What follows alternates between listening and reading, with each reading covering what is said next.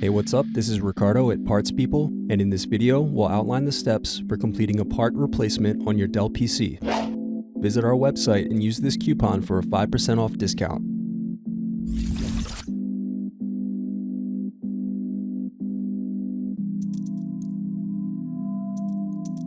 First, unscrew and remove bottom base.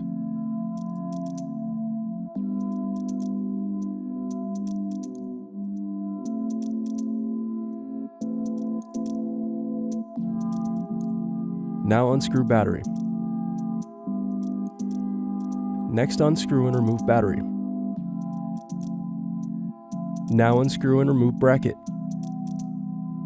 Next, disconnect antenna cables and remove wireless card.